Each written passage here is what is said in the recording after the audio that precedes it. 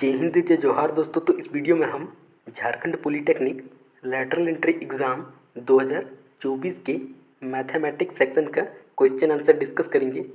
तो मैथमेटिक्स यानी कि गणित के सेक्शन का पहला क्वेश्चन है, the sum of first 16 terms of the EP is. समांतर श्रेणी दिया हुआ है, इसके पहले 16 पदों का योग क्या है। ठीक है, तो इसके लिए हम लोग जो है ईपी वाले चैप्टर से एक सिंपल फॉर्मूले का यूज करेंगे, जो कि है S equal to n/2 2a plus n-1d। ठीक है, तो यहाँ पे क्या हो जाएगा, n का वैल्यू 16/2 और 2 इंटू ए जो है वो फर्स्ट टर्म है। फर्स्ट टर्म यहाँ पे क्या है, 10 है, तो इंटू 10 प्लस n कितना है, 16 है, और 16 में जब एक घटाएंगे तो कितना बचेगा, 15। ठीक है, यहाँ पे ब्रैकेट आएगा और इंटू में d का वैल्यू क्या होगा, तो d का वैल्यू होता है आपका e2 माइनस a1। e2 कितना है 6, a1 कितना है 10, ये कितना हो जाएगा -4, तो यहाँ पे -4 आ जाएगा। उसके बाद ये कटेगा, 8 बचेगा, ये 10 दूनी 20 हो जाएगा और प्लस 15 चौका 60। ठीक है, चूँकि माइनस में है तो ये क्या हो जाएगा, -60 हो जाएगा। उसके बाद जो है यहाँ पे ये जब कैलकुलेट होगा तो ये 8 इंटू -40 हो जाएगा। ठीक है, सीधा तो ये इसको मल्टीप्लाई करेंगे तो 8 चौका 32 -320 आएगा। ठीक है, -320 आएगा, तो इसका राइट आंसर हो जाएगा option number A. Next question है, if triangle ABC and triangle PQR are similar. ठीक है, यदि त्रिभुज ABC और त्रिभुज PQR जो है समरूप है, उसके बाद जो है AB और PQ का वैल्यू दिया हुआ है और पेरीमीटर ऑफ ट्रायंगल ABC जो है 60 दिया हुआ है। ठीक है, त्रिभुज ABC का परिमाप जो है 60 सेंटीमीटर दिया हुआ है, तो त्रिभुज PQR का परिमाप क्या होगा। ठीक है, हम लोग को जो है ट्रायंगल PQR का पेरीमीटर फाइंड करना है, तो एक सिंपल फॉर्मूले का यूज करेंगे हम लोग यहाँ पे, perimeter of triangle PQR divide by perimeter of triangle ABC equal to हो जाएगा PQ बाय AB। ठीक है, ये कहाँ से आया, तो दो समरूप त्रिभुजों के परिमापों का अनुपात। ठीक है, दो समरूप त्रिभुजों के परिमापों का अनुपात जो है उनकी संगत भुजाओं के अनुपात के बराबर होता है। ठीक है, यानी कि दो सिमिलर ट्रायंगल का जो पेरीमीटर का रेशियो है वो उनके करस्पॉन्डिंग साइड्स के रेशियो के बराबर होता है। तो यहाँ पर ABC कितना दिया हुआ है, ट्रायंगल ABC का पेरीमीटर 60 दिया हुआ है।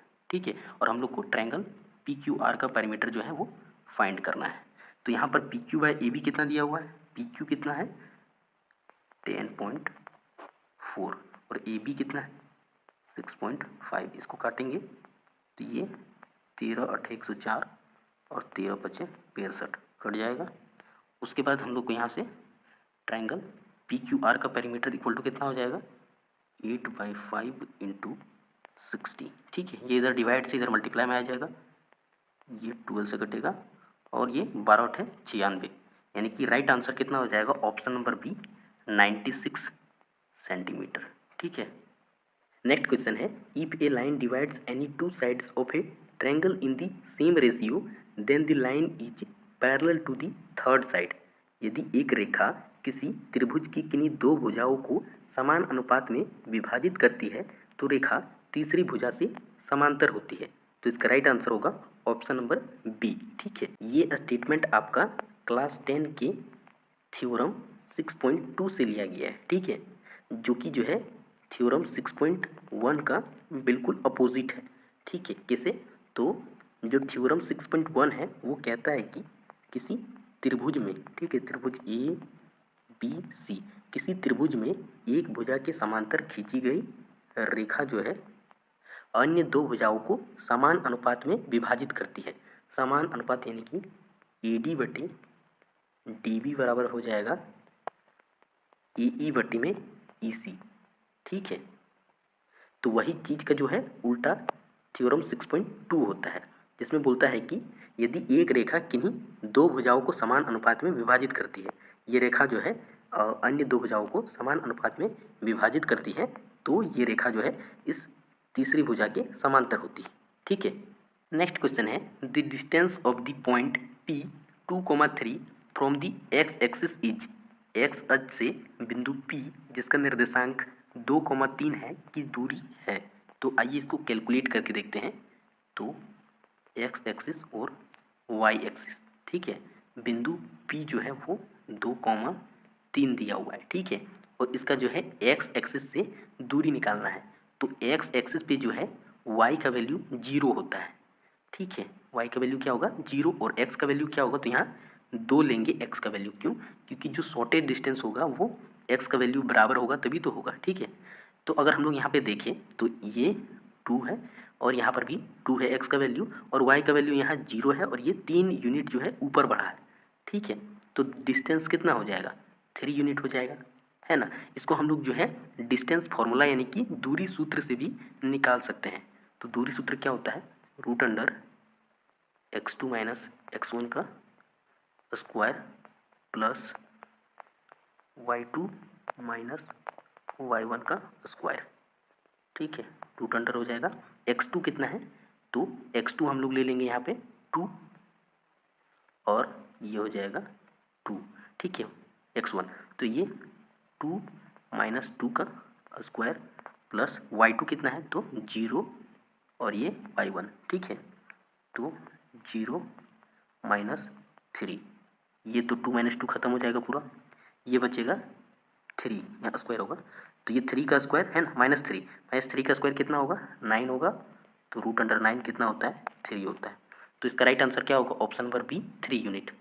नेक्स्ट क्वेश्चन है if x tan 45 degree into cos 60 degree equal to sin 60 degree into cot 60 degree, ठीक है, then the value of x will be. ठीक है, तो आइए x के वैल्यू को कैलकुलेट करके देखते हैं।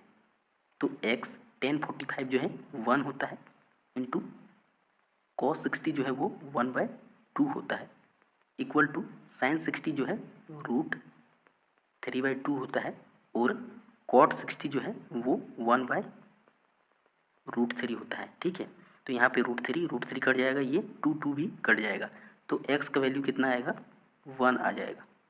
तो इसका राइट आंसर होगा option number A. Next question है एक ट्रेन ने एक समान गति से एक निश्चित दूरी तय की। यदि ट्रेन 10 किलोमीटर प्रति घंटे तेज होती तो उसे निर्धारित समय से 2 घंटे कम लगते।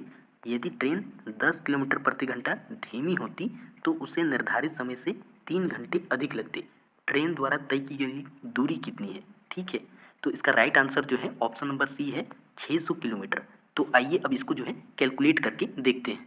तो जैसा कि क्वेश्चन में दिया हुआ है कि एक निश्चित दूरी है, ठीक है, एक सर्टेन डिस्टेंस है, इसको हम लोग d किलोमीटर मान लेते हैं। ठीक है, और मान लेते हैं कि ट्रेन का स्पीड यानी कि चाल जो है x किलोमीटर पर आवर है। ठीक है, और उसको जो है ये d डिस्टेंस तय करने में t आवर्स का टाइम लगता है। ठीक है, टाइम यानी कि समय है ना। तो अब जो है हम लोग दो इक्वेशन फाइंड करेंगे। ठीक है, तो चूंकि आपको पता होगा कि डिस्टेंस बराबर होता है स्पीड इंटू टाइम। ठीक है, दूरी बराबर चाल गुने समय। तो यहाँ जो टोटल डिस्टेंस है वो कितना हो जाएगा, तो वो चाल गुने समय यानी कि x इंटू टी हो जाएगा। ठीक है, ये इसका टोटल डिस्टेंस हो जाएगा, है ना। अब हम लोग जो है यहाँ पर जो क्वेश्चन में दिया हुआ है उसका यूज करेंगे कि अगर स्पीड को 10 बढ़ाते हैं तो कितना होगा x प्लस 10। ठीक है, तो समय जो है 2 घंटा कम लगता है, तो समय कितना होगा t माइनस 2। इसको मल्टीप्लाई करेंगे तो ये बराबर किसके आना चाहिए x इंटू टी। ठीक है, जो हमारा जो है डिस्टेंस है। और यहाँ पे हम लोग ऐसा इसलिए किए हैं क्योंकि दूरी जो है कांस्टेंट है, दूरी में कोई चेंज नहीं है। ठीक है, अगर हम लोग स्पीड बढ़ाएंगे तो समय कम लगेगा हमको वही दूरी तय करने में। ठीक है, तो अब हम लोग जो है जैसा कि यहाँ पर इसको आगे कैलकुलेट किया हुआ है तो ये एक इक्वेशन बनता है -2x plus 10t equal to 20, एक इक्वेशन बन के आता है। ठीक है, चूँकि यहाँ पर जो है ये x t दोनों साइड कटता है तो बाद में ये इक्वेशन आता है। अब जो है हम लोग दूसरे स्टेटमेंट का यूज़ करेंगे उसी प्रश्न में कि अगर स्पीड जो है 10 किलोमीटर प्रति आवर कम होता तो 3 घंटे ज़्यादा समय लगते। ठीक है, और चूंकि दूरी तो वही रहेगा x इंटू टी। अब हम लोग फिर से इसको जब कैलकुलेट करेंगे तो हमको एक नया इक्वेशन मिलेगा, इसको इक्वेशन 2 मान लेंगे हम लोग। ठीक है, और यहाँ पर भी जो है कैलकुलेशन में ये x t कट जाता है ना। अब आगे हम लोग जो है इक्वेशन 1 और 2 को ऐड कर देंगे, ठीक है। तो ऐड करने पर जो है ये 3x minus 2x equal to x हो जाएगा और minus 10t plus 10t cut जाएगा, 30 प्लस 20 जो है 50 हो जाएगा, यानी x इक्वल टू कितना हो जाएगा 50 किलोमीटर पर आवर, ठीक है। उसके बाद जो है हम लोग जब x का वैल्यू को इक्वेशन 1 में पुट करेंगे तो ये कितना होगा 50 इंटू 2 यानी कि 100, ठीक है, minus 100 plus 10t equal to 20 हो जाएगा, ठीक है। तो यहाँ पर जो आपका 10t है वो इक्वल टू हो जाएगा 120 के, ठीक है। ये माइनस इधर है, इधर आके प्लस में हो जाएगा, है ना।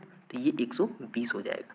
अब उसके बाद जो है ये 0 0 कट जाएगा तो t इक्वल टू 12 आवर निकल के आएगा, ठीक है। यानी कि 12 घंटे का समय लगता है 50 किलोमीटर पर आवर के स्पीड से चलने पे, ठीक है। तो टोटल डिस्टेंस क्या था आपका x इंटू टी, ठीक है। इसको मल्टीप्लाई करेंगे तो 600 किलोमीटर आंसर आएगा। नेक्स्ट क्वेश्चन है the fourth term of an AP is 4 then the sum of the first 7 term is, ठीक है। किसी एपी का चौथा पद 4 है तो पहले 7 पदों का योग क्या है, ठीक है। तो आइए इसको कैलकुलेट करके देखते हैं। तो जैसा कि एपी का फोर्थ टर्म जो है वो 4 दिया हुआ है ना, तो ये A4 इक्वल टू 4 दिया हुआ है और ये a प्लस 3d के बराबर होगा, क्योंकि A4 इक्वल टू क्या होता है a प्लस 3d, ठीक है। इसका यूज जो है हम लोग आगे करेंगे, है ना। और जैसे कि आपको पता है कि सम ऑफ दी 7 टर्म क्या हो जाएगा, तो इसके लिए एक फॉर्मूला का यूज़ करेंगे एस एन इक्वल टू क्या होता है n by 2a plus n minus 1d, ठीक है। अब यहाँ पर जो है एस के n की जगह 7 आएगा, 7 बाई 2 इंटू ये 2a, ए का पता तो हमको नहीं है तो ये 2a हो जाएगा और n की जगह 7 माइनस 1 यानी कि 6d, ठीक है। और चूंकि हम लोग यहाँ पर जैसा कि देख सकते हैं कि a प्लस 3d जो है वो 4 है, ठीक है। अगर इसको हम लोग 2 से मल्टीप्लाई करते हैं तो इधर भी जो है 2 से मल्टीप्लाई कर सकते हैं, है ना। तो अब जो है इधर 2 से मल्टीप्लाई करेंगे तो ये क्या हो जाएगा 2a प्लस 6d हो जाएगा और इधर क्या आएगा 2 से मल्टीप्लाई करेंगे तो ये 8 आएगा, ठीक है। ऐसा इसलिए कर रहे हैं क्योंकि यहाँ 2a प्लस 6d का वैल्यू का हमको ज़रूरत है, ठीक है, जो कि 8 आ रहा है ना। तो अब हम लोग यहाँ 8 पुट कर देंगे इसके जगह पे, तो ये 2 चौका 8 कट जाएगा, 7 चौके 28 हो जाएगा। तो इसका राइट आंसर हो जाएगा option number B. Next question है triangle ABC and triangle DEF are similar, the perimeters of triangle ABC and triangle DEF are 30 and 18 centimetre respectively, ठीक है। त्रिभुज ABC और त्रिभुज DEF समान यानी कि समरूप है और त्रिभुज ABC का परिधि यानी कि परिमाप जो है 30 सेंटीमीटर है और त्रिभुज DEF का परिमाप 18 सेंटीमीटर है। BC का वैल्यू दिया है, EF का वैल्यू कैलकुलेट करना है, ठीक है। तो यहाँ पर हम लोग एक फॉर्मूले का यूज करेंगे, perimeter of triangle ABC divide by perimeter of triangle DEF equal to BC by EF।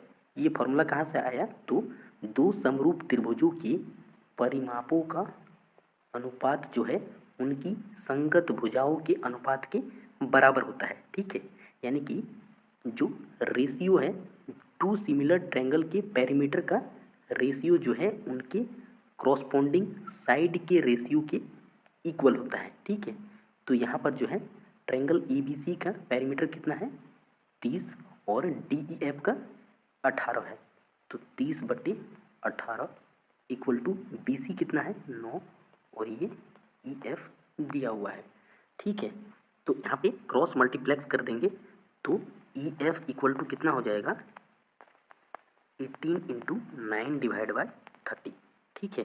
तो ये कितना हो जाएगा 6×5 = 30, 6×3 = 18, 9×3 = 27 डिवाइड बाय 5 करेंगे, 27 को 5 से भाग देंगे तो 5.4 आंसर आएगा। तो इसका राइट आंसर हो जाएगा ऑप्शन नंबर बी।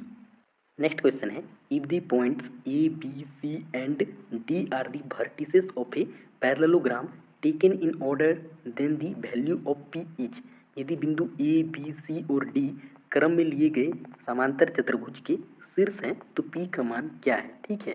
तो बिंदु A का निर्देशांक 6,1 है, बी का 8,2 है, सी का 9,4 है और डी का p,3 है।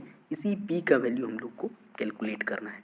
ठीक है, तो इसका राइट आंसर जो है ऑप्शन नंबर डी 7 है। अब आइए इसको कैलकुलेट करके देखते हैं। तो जैसा कि क्वेश्चन में दिया हुआ है कि पॉइंट ए, बी, सी और डी जो है वो पैरेललोग्राम यानी समांतर चतुर्भुज के शीर्ष यानी कि वर्टिसेस हैं। ठीक है, और जैसा कि आपको पता है कि समांतर चतुर्भुज के विकर्ण एक दूसरे को समद्विभाजित करते हैं यानी इक्वल पार्ट्स में डिवाइड करते हैं और उनका जो मिड पॉइंट है वो क्या होगा, सेम होगा।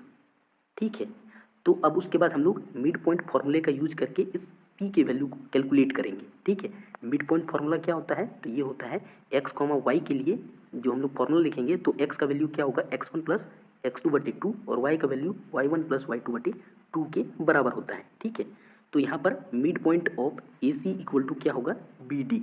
ठीक है, यानी कि दोनों विकर्ण का मिड पॉइंट क्या होगा, बराबर होगा। ठीक है, उसके बाद हम लोग जो है फॉर्मूला का यूज़ करेंगे, है ना। तो ए सी का मिड पॉइंट क्या होगा, तो उसके लिए क्या लिखेंगे x1 प्लस x2 बटे 2। तो यहाँ पर ए सी के लिए x1 और x2 क्या होगा, तो ये हो जाएगा आपका x1 6, x2 9, 6 प्लस 9 बाई 2। अब उसके बाद जो है y का वैल्यू तो y1 प्लस y2, तो y1 कितना हो जाएगा 1 और y2 4, तो 1 प्लस 4 बाई 2। ये इक्वल है बी डी के मिड पॉइंट का। बी डी का मिड पॉइंट क्या होगा, तो वो हो जाएगा आपका x1 प्लस x2 बटे 2, तो इसके लिए x1 8 और x2 p, 8 plus p by 2।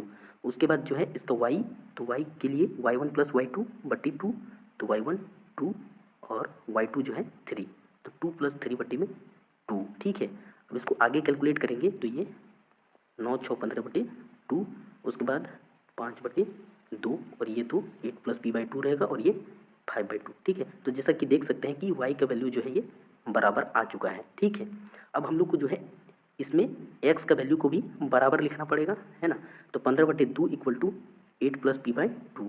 अब यहाँ पर हम लोग जो है ये 2 कट जाएगा तो p का वैल्यू निकल के आएगा 15 माइनस 8 इक्वल टू 7। ठीक है, तो इसका राइट आंसर होगा 7। नेक्स्ट क्वेश्चन है the value of sin theta into tan theta divide by 1 minus cos theta plus tan square theta minus sec square theta is. ठीक है, इसका मान हम लोग को कैलकुलेट करना है, तो इसका राइट आंसर होगा option number B sec theta.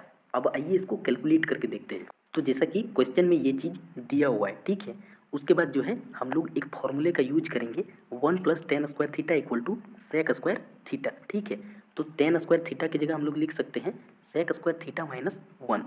सेक स्क्वायर थीटा कट जाएगा तो ये -1 बचेगा। ठीक है, तो यहाँ पर ये sign theta into tan theta divide by 1 minus cos theta और यहाँ -1 हो जाएगा। ठीक है, अब हम लोग चूँकि यहाँ पे एलसीएम लेंगे 1 माइनस कॉस थीटा और 1 का, तो ये 1 माइनस कॉस थीटा हो जाएगा और ये sign theta into tan theta और उसके बाद ये -1 माइनस कॉस थीटा हो जाएगा। ठीक है, इसको जब आगे कैलकुलेट करेंगे तो उसके बाद यहाँ पे sign theta into tan theta और ये -1 और minus minus plus cos theta ये चीज़ होगा और डिवाइड में 1 माइनस कॉस थीटा होगा। ठीक है, अब यहाँ पे हम लोग जो है और एक चीज़ करेंगे, ये टेन थीटा को हम लोग क्या लिख सकते हैं sine theta divide by cos theta.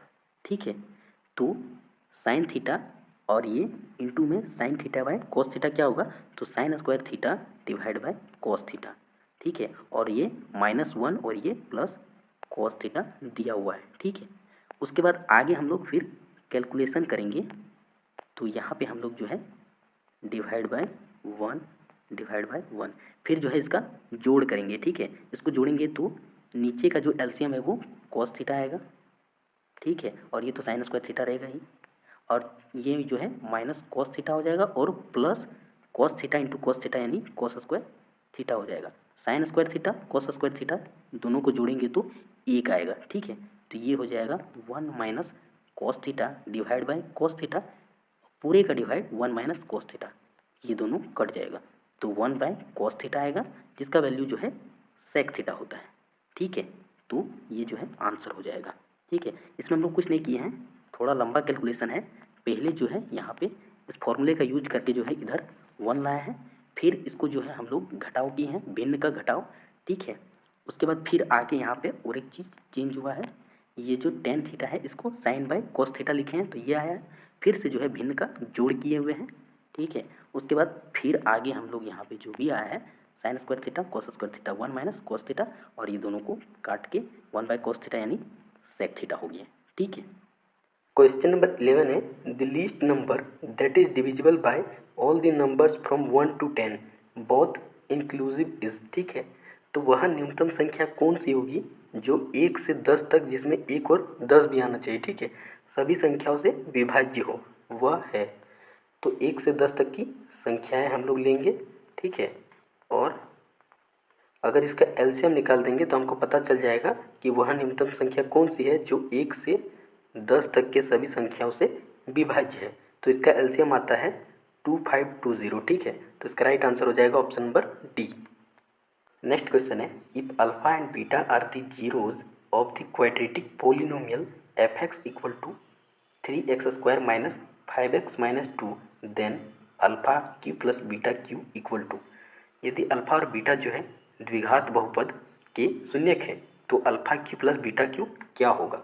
तो इसका राइट आंसर जो है ऑप्शन नंबर ए है। अब आइए इसको कैलकुलेट करके देखते हैं। तो जैसा कि क्वेश्चन में क्वाड्रेटिक इक्वेशन दिया है 3x² माइनस 5x माइनस 2, ठीक है, तो अब हम लोग जो है जीरोज यानी शून्यक का वैल्यू कैलकुलेट करेंगे, जिसका फॉर्मूला होता है x equal to minus B plus minus root D बटे 2a। ठीक है, जहाँ पे d का वैल्यू होता है b² माइनस 4ac। ठीक है, तो अब हम लोग को जो है a, b और c के वैल्यू का ज़रूरत पड़ेगा। तो हम लोग जो क्वाड्रेटिक इक्वेशन दिया है उसको कंपेयर करेंगे स्टैंडर्ड क्वाड्रेटिक इक्वेशन से, जो कि होता है ax² plus B x plus C equal to 0। तो जो है a का वैल्यू 3 आएगा, b का -5, c का -2। अब जो है हम लोग सिंपली x का वैल्यू कैलकुलेट करेंगे। ठीक है, तो पहले हम लोग जो है d का वैल्यू कैलकुलेट करेंगे, तो ये आएगा 49। ठीक है, ए बी सी का वैल्यू यहाँ पुट करने के बाद डी का वैल्यू 49 आ जाएगा।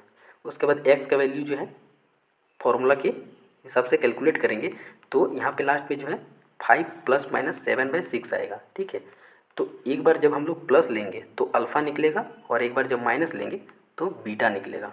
ठीक है, तो यहाँ पे हम लोग जो है पहले प्लस लेके निकालेंगे तो अल्फ़ा 2 निकलेगा, और माइनस लेके निकालेंगे तो बीटा जो है -1/3 आएगा। ठीक है, दोनों ही जो है अल्फ़ा और बीटा क्वाड्रेटिक इक्वेशन के शून्यक यानी कि जीरोज है। ठीक है, जैसा कि हमको क्वेश्चन में जो है alpha Q plus beta Q का वैल्यू निकालना है, तो ये 2 का क्यू प्लस -1/3 का क्यू। ठीक है, तो ये 8 हो जाएगा, और यहाँ पे -1/27। ठीक है, तो ये भिन्न का घटाव करेंगे तो उसके बाद जो है आंसर 215/27 आएगा। ठीक है, नेक्स्ट क्वेश्चन है the order of the differential equation obtained by eliminating arbitrary constants in the family of curves c1y equal to c2 plus c3 into e to D power x plus c4 is.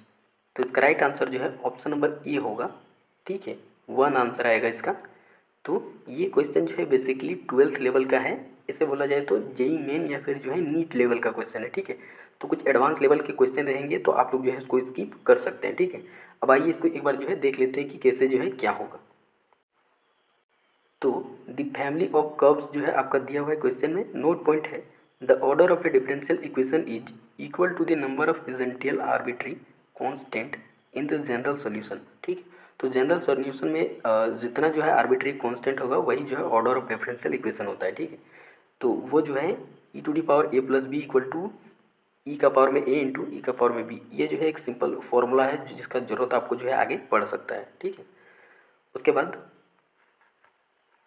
Simplify the equation and count the number of independent arbitrary constant. अब जो है जो हमको question दिया हुआ है उसको हम लोग सिंप्लीफाई करेंगे और number of independent arbitrary constant निकालेंगे। ठीक है, rewrite the equation using the property of exponents. अब यहाँ से हम लोग जो है इसको दोबारा से, ये तो आपका क्वेश्चन हो गया। ठीक है, इसको रीराइट करेंगे जैसा कि हम बताएं, ये वाला फॉर्मूला का यूज़ है, इसको दोबारा से लिखा गया। ठीक है, उसके बाद हम लोग जो है स्टैंडर्ड इक्वेशन के यूज़ करेंगे a y equal to b into e to D power x into c. ठीक है, तो यहाँ पर जो है ए बी और सी का वैल्यू जो है कैलकुलेट हो जाएगा। उसके बाद डी इक्वल टू हम लोग जो है बी सी बाई ए मान के चलेंगे। ठीक है, तो हम लोग जो है y equal to d into e to D power x निकल के आएगा। ठीक है, the simplified equation y equal to d e to D power x has only one arbitrary constant that is D.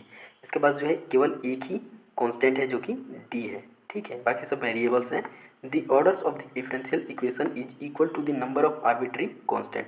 ठीक है। और जैसा कि हम नोट पॉइंट में बताए थे कि जो ऑर्डर ऑफ डिफरेंशियल इक्वेशन है वो नंबर ऑफ आर्बिट्री कांस्टेंट के इक्वल होता है।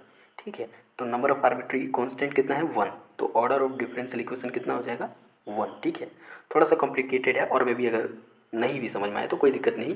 कुछ क्वेश्चन जो है एग्जाम में भटकाने के लिए भी दिए जाते हैं। ठीक है, सभी क्वेश्चन एग्जाम में नहीं बनाने होते हैं। ठीक है, नेक्स्ट क्वेश्चन है, if the sum of n terms of an EP is 3n² + 5n then which of its term is 164। ठीक है, यदि किसी AP के n पदों का योग जो है इतना है तो इसका कौन सा पद 164 होगा। ठीक है, तो इसका राइट आंसर जो है ऑप्शन नंबर ए है 27। ठीक है, तो आइए अब इसको कैलकुलेट करके देखते हैं। तो जैसा कि क्वेश्चन में आपको जो है फॉर्मूला दिया हुआ है Sn = 3n² + 5n। ठीक है, तो हम लोग जब S1 निकालेंगे तो n की जगह 1 पुट करेंगे। ठीक है, तो ये हो जाएगा 3 × 1 का स्क्वायर प्लस 5 × 1, तो ये 3 + 5 यानी 8 निकल के आएगा। ठीक है, और S1 ही आपका क्या होता है A1 यानी कि पहला टर्म होता है। ठीक है, उसके बाद जब S2 निकालेंगे तो n की जगह 2 रखेंगे, तो 3 × 2 का स्क्वायर प्लस 5 × 2, तो ये निकल के आएगा 22। ठीक है, उसके बाद जो आपका S2 है वो इक्वल टू होता है A1 + A2 के। ठीक है, अगर आपके पास दो टर्म है A1 A2 तो दोनों को जोड़ेंगे तो वो क्या निकलेगा S2 निकलेगा, है ना। तो यहाँ से जब हम लोग A2 का वैल्यू निकालेंगे तो वो होगा S2 - A1। ठीक है, तो ये दोनों को घटा देंगे तो हमारा जो है 14 निकल के आएगा A2। और चूँकि आपको पता है कि D बराबर होता है A2 - A1, तो हम लोग यहाँ से D कैलकुलेट करेंगे। ठीक है, अब चूँकि पूछा गया है कि 164 जो है कौन सा पद है। ठीक है, तो हम लोग जो है an का फॉर्मूला यूज़ करेंगे। an = होता है a + n - 1d। ठीक है, उसके बाद जो है a का वैल्यू तो 8 हो जाएगा क्योंकि a1 को ही a बोलते हैं। ठीक है, उसके बाद n - 1 और d जो है 6 है। उसके बाद यहाँ पे जो है इस 8 को जो है इक्वल टू के इधर लाएंगे तो यहाँ आके ये घटेगा, तो क्या होगा 156 आएगा। ठीक है, उसके बाद जो n - 1 × 6 बचा, तो ये 6 से 156 को काटेंगे तो ये 26 आएगा। ठीक है, उसके बाद जो n - 1 है, n - 1 वो आ गया 26। ठीक है, तो आपका n = कितना होगा 26 + 1 यानी 27। ठीक है, तो आप लोग एक बार इसको अच्छे से देख लीजिए, इसको कैलकुलेट करेंगे तो आंसर जो है n = 27 आएगा। ठीक है, नेक्स्ट क्वेश्चन है, in triangle ABC AD perpendicular to BC and AD² = BD × CD then the value of angle PAC is. यदि जो है त्रिभुज ABC में AD लंब है BC पे और AD² बराबर है BD × CD के, तो कोण BAC का मान क्या है। तो इसका राइट आंसर जो है ऑप्शन नंबर बी होगा 90 डिग्री। अब आइए इसको कैलकुलेट करके देखते हैं। क्वेश्चन में दिया है कि त्रिभुज ABC में जो है AD लंब है BC पे। ठीक है, AD परपेंडिकुलर है BC पे, तो आपका जो एंगल BDA होगा, ठीक है, वो 90 डिग्री होगा या फिर ADB भी बोल सकते हैं इसको। और उसके बाद जो है एंगल ADC है या फिर एंगल CDA, ये भी 90 डिग्री होगा। ठीक है, उसके बाद अब हम लोग जो है ये जो साइड साइड में दो ट्रायंगल बन रहे हैं इसको करेंगे समरूप या सिमिलर ट्रायंगल बनाएंगे। ठीक है, तो यहाँ पर जो है triangle DBA and triangle DAC में। ठीक है, तो ये इक्वेशन आपको क्वेश्चन में दिया है, इस इक्वेशन का यूज़ करके हम लोग जो है ये प्रोपोर्शनल वाला इक्वेशन बनाएंगे। ठीक है, तो AD/CD = BD/AD हो जाएगा। ठीक है, उसके बाद जो है एंगल ADB और एंगल CDA ये दोनों 90 डिग्री के बराबर है। ठीक है, तो जो SAS नियम है उसके अकॉर्डिंग जो है ट्रायंगल DBA और ट्रायंगल DAC सिमिलर ट्रायंगल बन जाएगा यानी समरूप त्रिभुज बन जाएगा। ठीक है, और चूंकि जो है समरूप त्रिभुज के संगत कोण बराबर होते हैं तो यहाँ पर जो है एंगल B बराबर हो जाएगा एंगल 2 के और एंगल C बराबर हो जाएगा एंगल 1 के। ठीक है, उसके बाद एंगल 1 और 2 को ऐड कर देंगे तो ये बन जाएगा एंगल A। ठीक है, एंगल 1 और 2 जुड़ेगा तो एंगल A बन जाएगा। ठीक है, और ये बराबर होगा एंगल B + C के। ठीक है, क्योंकि हम लोग जो है ये इक्वेशन को सिंपली ऐड किए हैं। ठीक है, और उसके बाद चूँकि आपको पता होगा कि कोई भी त्रिभुज के तीनों कोणों का योग जो है 180 डिग्री होता है। ठीक है, तो angle A + angle B + angle C = 180 degree, और चूँकि पता है कि एंगल A जो है एंगल B + C के बराबर है। ठीक है, तो angle A plus angle A equal to 180 degree, 2 into angle A equal to 180, तो angle A equal to 90 degree. ठीक है, तो एंगल ए जो है वो 90 डिग्री निकल के आएगा। नेक्स्ट क्वेश्चन है right the HCF of the smallest composite number and the smallest prime number. ठीक है, सबसे छोटी भाज्य संख्या और सबसे छोटी अभाज्य संख्या का एचसीएफ लिखिए। तो सबसे छोटी भाज्य संख्या यानी स्मॉलेस्ट कंपोजिट नंबर जो है वो होता है 4। ठीक है, और जो सबसे छोटी अभाज्य संख्या या स्मॉलेस्ट प्राइम नंबर जो है वो होता है 2। ठीक है, और 2 और 4 का एचसीएफ निकालेंगे तो वो होता है 2। तो इसका राइट आंसर हो जाएगा ऑप्शन नंबर बी। ठीक है, नेक्स्ट क्वेश्चन है product of two coprime number is 117। ठीक है, देयर एलसीएम शुड बी। दो सहअभाज्य संख्याओं का गुणनफल जो है 117 है, तो उनका एलसीएम क्या होना चाहिए। ठीक है, तो दो सहअभाज्य संख्याओं का जो एचसीएफ होता है वो होता है 1। ठीक है, और चूँकि आपको पता है कि किसी भी दो संख्याओं का एचसीएफ गुना एलसीएम करेंगे तो वो बराबर होता है दोनों संख्याओं के गुणनफल के। ठीक है, और दोनों संख्याओं का गुणनफल कितना है 117, तो एचसीएफ जो है वो है 1। ठीक है, तो एलसीएम कितना हो जाएगा, तो एलसीएम 117 हो जाएगा सिंपली। तो इसका राइट आंसर होगा ऑप्शन नंबर बी। ठीक है, आप लोग जो है क्वेश्चन नंबर 16 और 17 का आंसर जो है यहाँ देख सकते हैं। ठीक है, smallest composite number 4, smallest prime number 2, दोनों का एचसीएफ 2 हो जाएगा। ठीक है, उसके बाद एचसीएफ और को प्राइम नंबर जो है हमेशा 1 होता है। ठीक है, और एचसीएफ इंटू एलसीएम होता है equal to product of 2 number. ठीक है, एचसीएफ 1 हो गया तो एलसीएम जो है प्रोडक्ट ऑफ 2 नंबर जो कि है 117। या सिंपली अगर हम लोग देखिए तो 117 को तोड़ेंगे तो वो 13 नंबर 117 आएगा, और 13 और 9 का जो को प्राइम नंबर है। ठीक है, और दोनों का एलसीएम क्या होता है 117। ठीक है, तो इससे भी देख सकते हैं। तो आप लोग को जो है एक डाउट होता होगा कि को प्राइम नंबर किसको बोलते हैं। ठीक है, तो को प्राइम नंबर का मतलब होता है सहअभाज्य संख्या, और इसका मतलब है कि ऐसे दो संख्या जिनका जो है केवल एक गुणनखंड हो और वो क्या होता है सिर्फ 1, इसलिए जो है इसका एचसीएफ हमेशा 1 आता है। ठीक है, नेक्स्ट क्वेश्चन है if one zero of polynomial x square minus 4x plus 1 is 2 plus root 3 then other zero will be. यदि बहुपद x square minus 4x plus 1 का एक शून्यक 2 प्लस रूट 3 है तो अन्य शून्यक क्या होगा। ठीक है, तो इसका राइट आंसर होगा option number C 2 minus root 3। ठीक है, अब आइए इसको कैलकुलेट करके देखते हैं। तो जैसा कि क्वेश्चन में क्वाड्रेटिक इक्वेशन दिया गया है x square minus 4x plus 1। ठीक है, इसको कंपेयर करेंगे स्टैंडर्ड क्वाड्रेटिक इक्वेशन से जो कि होता है a x square plus B x plus C equal to 0। ठीक है, इसको कंपेयर इसलिए करेंगे ताकि हम लोग ए बी और सी का वैल्यू कैलकुलेट कर पाएँ। ठीक है, क्योंकि इसका यूज जो है आगे हम लोग करेंगे। और जैसा कि आपको पता होगा शून्य यानी जीरोज़ का फॉर्मूला होता है x equal to minus B plus minus root D बटे 2a। ठीक है, अब यहाँ पर जो d है उसका फॉर्मूला होता है d equal to B square minus 4ac।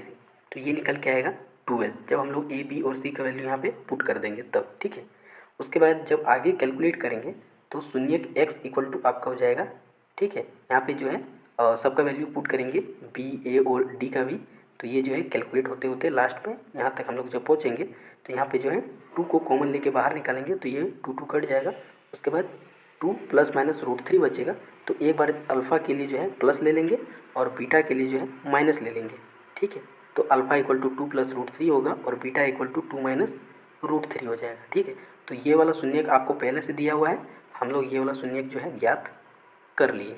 ठीक है, नेक्स्ट क्वेश्चन है if the zeros of the quadratic polynomial are 2 and minus 3 then. यदि जो है दिया गया द्विघात बहुपद का शून्यक जो है 2 और माइनस 3 है तो ए का वैल्यू जो है 0 होगा और बी का वैल्यू -6 होगा। अब आइए इसको कैलकुलेट करके देखते हैं। तो जैसा कि क्वेश्चन में जो है ये वाला क्वाड्रेटिक इक्वेशन दिया गया है। ठीक है, और जो शून्यक यानी जीरोज है उसका वैल्यू दिया गया है, तो अल्फ़ा जो है 2 हो जाएगा, बीटा -3 हो जाएगा। ठीक है, उसके बाद स्टैंडर्ड क्वाड्रेटिक इक्वेशन लेंगे a x square plus B x plus C equal to 0। ठीक है, तो ए 1 हो जाएगा, बी जो है ए प्लस 1 हो जाएगा और सी जो है बी के बराबर हो जाएगा। ठीक है, यहाँ पर कैपिटल और स्मॉल का थोड़ा ध्यान रखना है। ठीक है, क्योंकि यहाँ पे जो है क्वाड्रेटिक इक्वेशन में जो ए बी है वो स्मॉल लेटर में दिया गया है, तो हम स्टैंडर्ड क्वाड्रेटिक इक्वेशन में जो है ए बी सी वो कैपिटल में ले लिए हैं। ठीक है, अब उसके बाद चूँकि आपको पता है कि alpha plus beta equal to क्या होता है, माइनस बी बटे में ए, ठीक है। तो जब अल्फ़ा प्लस बीटा करेंगे तो ये 2 - 3 होगा, और चूँकि बी का वैल्यू हम लोग a+1 कैलकुलेट किए हैं तो इसको यहाँ पे पुट कर देंगे, और ए का वैल्यू 1 कैलकुलेट किए हैं, ठीक है। तो जब पुट करेंगे तो ए इक्वल टू 0 निकल के आएगा, ठीक है। यहाँ से ये सिंपल कैलकुलेशन है, आप लोग कर सकते हैं। उसके बाद अल्फ़ा इंटू बीटा करेंगे तो ये सी बटे ए के बराबर होगा। सी जो है वो बी है, ठीक है, ये कैपिटल में है और ये स्मॉल में, ठीक है। उसके बाद ए का वैल्यू जो है 1 है, तो जब इसको कैलकुलेट करेंगे तो बी इक्वल टू -6 आएगा, ठीक है। सिंपल कैलकुलेशन है, बस आपको ध्यान रखना है कि ये क्वाड्रेटिक इक्वेशन में जो है ए और बी स्मॉल लेटर में दिया गया है, और हम लोग जो स्टैंडर्ड क्वाड्रेटिक इक्वेशन है इसमें जो है ए बी और सी को कैपिटल लेटर में लिए हैं। उसके बाद कंपेयर किए हैं, ठीक है, तो ए बी सी का वैल्यू निकला है। उसके बाद alpha plus beta minus B बटे ए होता है, और अल्फ़ा इंटू बीटा सी बटे ए होता है। तो कैलकुलेट करने पर ए 0 आ गया और बी जो है -6 आ गया, ठीक है। नेक्स्ट क्वेश्चन है, the pair of equations y equal to 0 and y equal to -7 has. समीकरणों की जोड़ी y इक्वल टू 0 और y इक्वल टू -7 का कोई हल नहीं होगा, ठीक है, नो सॉल्यूशन निकलेगा। क्यों? क्योंकि जब हम लोग जो है एक्स वाई प्लेन ड्रॉ करेंगे तो y इक्वल टू 0 वाला लाइन जो है एक्स एक्सिस पे आएगा, और y इक्वल टू -7 वाला लाइन जो है एक्स एक्सिस से थोड़ा सा नीचे इधर आएगा, ठीक है। क्योंकि यहाँ पे क्या होगा, -1 -2 -3 -4 -5 -6, और y इक्वल टू यहाँ पे -7, तो ये एक लाइन इधर ड्रॉ हो जाएगा। और चूँकि दोनों लाइन जो है आपस में एक दूसरे का पैरेलल है, ठीक है, क्योंकि दोनों के बीच का डिस्टेंस क्या है, -7, यानी लगभग जो है, मतलब लगभग नहीं, 7 इकाई जो है दोनों के बीच डिस्टेंस है, ठीक है। तो पैरेलल लाइन है, दोनों लाइन एक दूसरे को कट ही नहीं कर रहा है, तो क्या होगा, कोई सॉल्यूशन नहीं निकलेगा, ठीक है। और उसके बाद यहाँ पे कुछ नोट पॉइंट है कि जब जो है स्टैंडर्ड इक्वेशन 2 दिया हो, a1x plus b1y plus c1 equal to 0 और a2x plus b2y plus c2 equal to 0, तब जो है यहाँ पे 3 जो है स्टेटमेंट बनते हैं कि जब a1 बटे a2 नॉट इक्वल टू हो b1 बटे b2 के, तो क्या होता है, केवल 1 सॉल्यूशन होता है, ठीक है। और इसमें क्या होता है, दोनों लाइन जो है एक दूसरे को इंटरसेक्ट करता है, ठीक है, प्रतिच्छेद करती रेखाएं होती है। उसके बाद जब जो है a1 बटे a2 इक्वल टू b1 बटे b2 इक्वल टू c1 बटे c2, ठीक है, तब क्या होगा, मैनी सॉल्यूशन, ठीक है, यानी कि अनंत सॉल्यूशन होगा, क्योंकि दोनों लाइन जो है एक दूसरे के संपाती यानी कि कोइंसिडेंट लाइन होती है, ठीक है। उसके बाद तीसरा जो है पॉइंट बनता है, a1 बटे a2 इक्वल टू b1 बटे b2 के होता है, लेकिन नॉट इक्वल टू c1 बटे c2 होता है, तब जो है कोई सॉल्यूशन नहीं निकलता है, क्योंकि दोनों लाइन जो है एक दूसरे का पैरेलल हो जाता है, ठीक है, जैसा कि अभी हम लोग ऊपर में देखें, ठीक है। क्वेश्चन नंबर 21 है, if TP and TQ are two tangents to a circle with center O so that angle POQ equal to 110 degree, then angle PTQ equal to। यदि TP और TQ केंद्र O वाले वृत्त की दो स्पर्श रेखाएं हैं, ठीक है, केंद्र O वाले वृत्त की दो स्पर्श रेखाएं हैं TP और TQ, ठीक है, जिसमें angle POQ 110 degree, angle POQ जो है ये 110 डिग्री है, ठीक है। तो एंगल PTQ इसको हमको ज्ञात करना है, ये 110 डिग्री दिया हुआ है, और चूंकि आपको पता है कि स्पर्श रेखा त्रिज्या पे लंब होती है, तो एंगल P और एंगल Q कितना हो जाएगा, 90 डिग्री हो जाएगा, ठीक है। अब चूंकि आपको पता है कि चतुर्भुज के चारों कोणों का योग 360 डिग्री होता है, ठीक है। हमको 3 कोण पता है, एंगल P पता है, एंगल Q पता है, और एंगल POQ भी पता है। तो हम लोग जो है तीनों को जोड़ के 360 से घटा देंगे तो एंगल PTQ निकल जाएगा।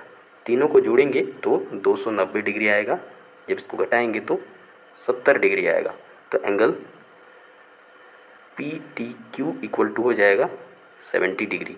तो राइट आंसर हो जाएगा ऑप्शन नंबर बी। बाकी आप लोग जो है इसका एक्सप्लेनेशन जो है यहाँ पे भी देख सकते हैं, angle PTQ equal to 70 degree आया है, ठीक है। नेक्स्ट क्वेश्चन है, in a circle of radius 7 centimetre tangent PT is drawn from point P such that PT equal to 24 centimetre, if O is the centre of the circle then the length of OP is, ठीक है। 7 centimetre त्रिज्या वाले एक वृत्त में P से स्पर्श रेखा PT इस प्रकार खींची गई है कि PT 24 सेंटीमीटर है, PT जो है वो 24 सेंटीमीटर है, और O जो है वृत्त का केंद्र है। हमको OP का लेंथ का जो है वो वैल्यू पता करना है, ठीक है। तो हम लोग को क्या पता है कि स्पर्श रेखा जो है वो त्रिज्या पे लंब होती है, और त्रिज्या कितना दिया हुआ है 7 सेंटीमीटर। ठीक है, तो ये स्पर्श रेखा त्रिज्या पे लंब होती है, तो ये एक बन जाएगा राइट एंगल ट्रायंगल। ठीक है, और चूंकि ये हो जाएगा बेस और ये हो जाएगा परपेंडिकुलर, ये हाइपोटेन्यूस। ठीक है, तो ये आपका ओपी जो है हाइपोटेन्यूस है और इसी का वैल्यू आपको कैलकुलेट करना है। तो पाइथागोरस थ्योरम लगाएंगे और इसके अकॉर्डिंग एच इक्वल टू क्या हो जाएगा, रूट अंडर पी का स्क्वायर जोड़ बी का स्क्वायर। ठीक है, तो यहाँ पे जो है पी का स्क्वायर कितना होगा, तो 24 का स्क्वायर हो जाएगा 576, तो ये हो जाएगा रूट अंडर 576, और बी कितना है, ये पी कितना है 7, तो 7 का स्क्वायर 49, तो ये हो जाएगा रूट अंडर 625, और इसका वैल्यू आता है 25। ठीक है, तो राइट आंसर जो है ऑप्शन नंबर डी हो जाएगा 25 सेंटीमीटर। बाकी आप लोग जो है एक बार इसका एक्सप्लेनेशन यहाँ पे भी देख सकते हैं। ठीक है, नेक्स्ट क्वेश्चन है, a rectangular sheet of paper 40 centimetre into 22 centimetre is rolled to form a hollow cylinder of height 40 centimetre. The radius of the cylinder in centimetre is. ठीक है, तो जो है एक आयतकार पेपर है जिसका जो है लंबाई 40 सेंटीमीटर है और चौड़ाई जो है 22 सेंटीमीटर है। इसको हम लोग क्या करते हैं, मोड़ के जो है एक सिलेंडर बनाते हैं 40 सेंटीमीटर हाइट का, और जो है तो फिर 22 सेंटीमीटर क्या बन जाएगा, तो ये जो यहाँ पे वृत्त बन रहा है सर्कल, इसका सरकमफेरेंस या परिधि बन जाएगा। ठीक है, और वृत्त का परिधि 2πr होता है, तो 2 इंटू पाई जो है 22/7 इंटू आर, 22 कट जाएगा, तो r इक्वल टू निकल के आएगा 7/2। ठीक है, तो 3.5, तो इसका राइट आंसर हो जाएगा ऑप्शन नंबर ए। वृत्त का जो त्रिज्या है सिलेंडर का वो कितना होगा, 3.5 सेंटीमीटर। ठीक है, इसका एक्सप्लेनेशन कुछ खास है नहीं। ठीक है, तो आप लोग फिर भी एक बार देख सकते हैं। नेक्स्ट क्वेश्चन है, the number of solid sphere each of diameter 6 centimetre that can be made by melting A solid metal cylinder of height 45 centimetre and diameter 4 centimetre etch. ठीक है, तो 45 सेंटीमीटर ऊंचाई और 4 सेंटीमीटर व्यास वाला एक ठोस धातु का सिलेंडर को पिघलाकर बनाए जा सकने वाले 6 सेंटीमीटर व्यास वाले प्रत्येक ठोस गोले की संख्या कितनी है। ठीक है, तो सिंपली हमारे पास जो है एक सिलेंडर है, ठीक है, और एक गोला है। मतलब सिलेंडर दिया हुआ है और इसका जो हाइट है वो 45 सेंटीमीटर है और इसका जो डायमीटर है वो 4 सेंटीमीटर है, तो रेडियस कितना हो जाएगा 2। ठीक है, और जो गोला है उसका डायमीटर कितना है 6, तो इसका रेडियस कितना हो जाएगा 3। ठीक है, अब बोला गया है कि ये जो सिलेंडर है इसको पिघला के 6 सेंटीमीटर डायमीटर वाला कितना गोला बनाया जा सकता है। ठीक है, तो जो नंबर ऑफ गोला होगा वो हो जाएगा आपका volume of cylinder divide by volume of गोला। ठीक है, तो ऐसे करके हम लोग निकाल सकते हैं और इसका जो राइट आंसर आएगा वो ऑप्शन नंबर बी आएगा, 5 ठो गोला बनेगा। ठीक है, इसका आगे का एक्सप्लेनेशन जो है अभी करते हैं। तो जैसा कि क्वेश्चन में दिया हुआ है कि हम लोग जो है सिलेंडर को पिघला के जो है गोला बना रहे हैं, तो नंबर ऑफ सॉलिड स्पेयर यानी कि गोले की संख्या बराबर हो जाएगा volume of cylinder divide by volume of sphere. ठीक है, ऐसा इसलिए क्योंकि जितना गोला बनेगा, ठीक है, उसका वॉल्यूम का जब हम लोग सम करेंगे तो वो बराबर हो जाएगा वॉल्यूम ऑफ सिलेंडर के। ठीक है, इसलिए नंबर ऑफ सॉलिड स्पेयर क्या होगा, volume of cylinder divide by volume of sphere. अब जो है वॉल्यूम ऑफ सिलेंडर क्या होता है, तो πr²h। ठीक है, उसके बाद जो है वॉल्यूम ऑफ स्पेयर क्या होता है, तो 4/3 πr3। सबका वैल्यू जो है पुट करेंगे तो ये कट छट के कितना आएगा, 5 आएगा। ठीक है, तो इसका राइट आंसर क्या होगा, option number B. Next question है, the mean of 5 number is 27 if 1 number is excluded their mean is 25 the excluded number is. ठीक है, 5 संख्याओं का माध्य जो है 27 है, यदि एक संख्या हटा दे तो माध्य 25 हो जाएगा। निकाली गई संख्या क्या है। ठीक है, तो आपको पता होगा मीन यानी माध्य इक्वल टू होता है sum of observation divide by number of observation, ठीक है, सभी प्रेक्षणों का योग बटे कुल प्रेक्षणों की संख्या। अब हम लोग को जो है पहला वाला जो माध्य है वो कितना है 27। तो अगर हम लोग सम ऑफ ऑब्जर्वेशन निकालेंगे पहले वाले माध्य का तो S1 इक्वल टू हो जाएगा mean 1 into number of observation N1, ठीक है। तो ये कितना हो जाएगा 27 इंटू 5 मल्टीप्लाई करेंगे तो 135 आएगा, ठीक है। अगर दूसरा वाला ऑब्जर्वेशन देखें उसका सम निकालें तो वो क्या होगा M2 इंटू N2, और ये कितना है आपका M2 दूसरा वाला माध्य कितना है 25, और इसमें नंबर ऑफ ऑब्जर्वेशन 4 हो जाएगा। क्यों? क्योंकि पहले ऑब्जर्वेशन 5 था, अब एक ऑब्जर्वेशन लोग घटा दिए हैं, तो ये हो जाएगा 25 चौक 100। अब ये दोनों को जब घटाएंगे तो 35 आंसर आएगा, और यही आपका जो है हटाया गया नंबर होगा, ठीक है। तो इसका राइट आंसर जो है ऑप्शन नंबर बी हो जाएगा। नेक्स्ट क्वेश्चन है, in the given figure ET is tangent to the circle with centre O such that OT equal to 4 centimetre and angle OTA equal to 30 degree, then AT is equal to. अब देखिए AT केंद्र O वाले वृत्त की स्पर्श रेखा है, ठीक है, ये AT स्पर्श रेखा है। उसके बाद OT जो है वो 4 सेंटीमीटर है, OT 4 सेंटीमीटर है, एंगल OTA जो है ये 30 डिग्री है, ठीक है।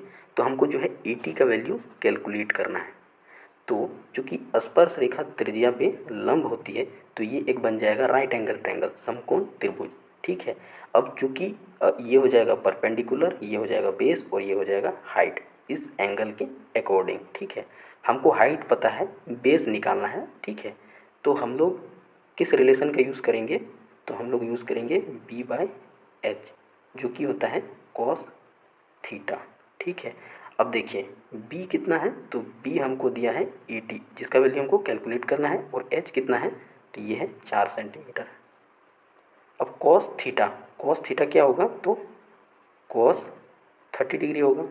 इसका वैल्यू कितना होता है, तो √3/2 होता है। ये 2 से 4 कट जाएगा 2 बार में, ठीक है।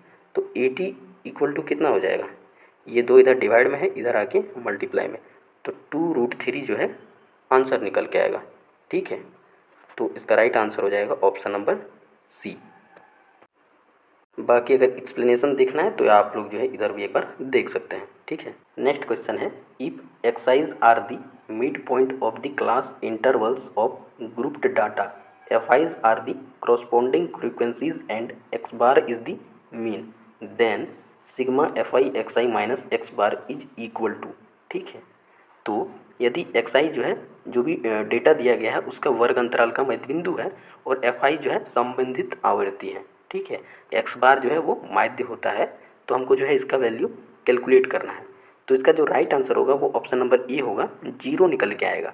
अब कैसे 0 आएगा, तो आइए इसको एक बार हम लोग कैलकुलेट करके देखते हैं। तो सबसे पहले जो है एक्साइज क्या है, mid point of the class intervals है, और एफआई क्या है, करस्पॉन्डिंग फ्रीक्वेंसीज है, ठीक है। एक्स बार क्या है, मीन है, और एन जो है वो टोटल नंबर ऑफ ऑब्जर्वेशन होता है जो कि सिग्मा एफआई के बराबर होता है, ठीक है। अब उसके बाद मीन का फॉर्मूला होता है sigma fi xi divide by sigma fi, तो ये होगा sigma fi xi divide by n हो जाएगा, ठीक है।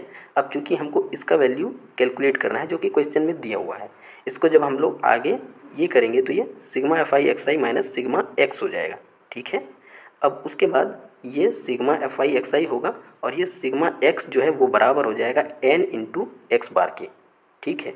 अब सिग्मा एफआई एक्सआई होगा तो ये एन होगा, और एक्स बार का फॉर्मूला चूँकि हम लोग यहाँ पे देखे अभी sigma fi xi divide by n, तो ये एन जब कटेगा तो ये भी कटेगा और 0 आएगा, ठीक है। नेक्स्ट क्वेश्चन है, an arc of circle is of length 5 pi centimetre and this sector its bound has an area of 20 pi centimetre square, then radius of the circle is, ठीक है। एक वृत्त के एक चाप की लंबाई 5 सेंटीमीटर है, और यह जिस त्रिज्यखंड से बंधता है उसका क्षेत्रफल 20 पाई सेंटीमीटर स्क्वायर है, तो वृत्त की त्रिज्या क्या है, ठीक है।